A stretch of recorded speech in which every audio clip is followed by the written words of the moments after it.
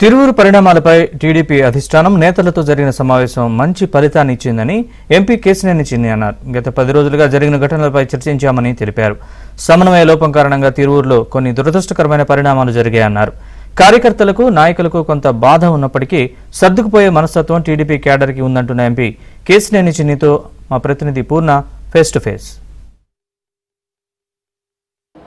తిరువూరు నియోజకవర్గంలో ఇటీవల కొలికిపూడి చేసిన వ్యాఖ్యలతో మొత్తం కూడా అక్కడ కేడర్ తీవ్ర మనస్తాపంతో ఉంది. అయితే దానికి పులి స్టాప్ పడిందా లేదా కామా మాత్రమే ఉందా అనేది కూడా ఈ రోజు జరిగే మీటింగ్తో మొత్తం కూడా తేడతలం అయ్యే అవకాశం కూడా ఉంది. ఇదే అంశానికి సంబంధించి మనతో మాట్లాడడానికి ఎంపీ కేశినేని శివనాథ్ గారు మనతో ఉన్నారు. ఆయన అడిగి మరిన్ని తెలుస్తున్నాం. సార్, నిన్న ఏదైతే తిరువు ఇష్యూ చూసుకుంటే దానికి పులి స్టాప్ పడిందా ఇంకా కామాలోనే ఉందా? నిన్న అందరం కలిసి అధిష్టానం ఆదేశాలతో పార్టీ అధ్యక్షులు వారు పల్లా శ్రీనివాసరావు గారు, పెద్దలు పాలిట్ బ్యూరో సభ్యులు వల్లరామయ్య గారు, క్రమశిక్షణ కమిటీ సభ్యులు అందరం కూర్చుంటం జరిగింది.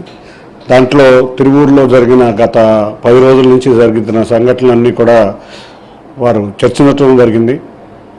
కొన్ని పొరపాట్లు జరిగినాయి కాబట్టి ఆ పొరపాట్లు సరిదిద్దుకునే విధంగా మేము అందరం వాళ్ళ కూర్చుని మీటింగ్ ఏర్పాటు చేసుకున్నాం. ఈ మీటింగ్లో ఇవాళ ఆ వివాదానికి తెరపడుతుందని మేము అందరం అనుకుంటున్నాం. వాళ్ళ అధిష్టానం కొన్ని సూచనలు చేసింది. అందరి కార్యకర్తలని నాయకుల్ని కలుపుకుని వెళ్ళమని చెప్పారు. కానీ కొన్ని దురదృష్ట సంఘటనలు జరిగి తిరువూరులో చిన్న చిన్న ఇబ్బందులు ఏర్పడినాయి. అవన్నీ వాళ్ళ సర్దుకోబోతున్నాయి. అంటే టీడీపీ అధిష్టాన వద్ద అయితే ఈ వ్యవహారం సంబంధించి సెటిల్మెంట్ అయింది కొంతమేరకు. అయితే కింద స్థాయిలో ఉన్న కార్యకర్తలు కానీ నాయకులు కానీ అక్కడ ఒప్పుకునే పరిస్థితి ఉందంటారా? మాది తెలుగుదేశం పార్టీ క్రమశిక్షణ కలిగిన పార్టీ.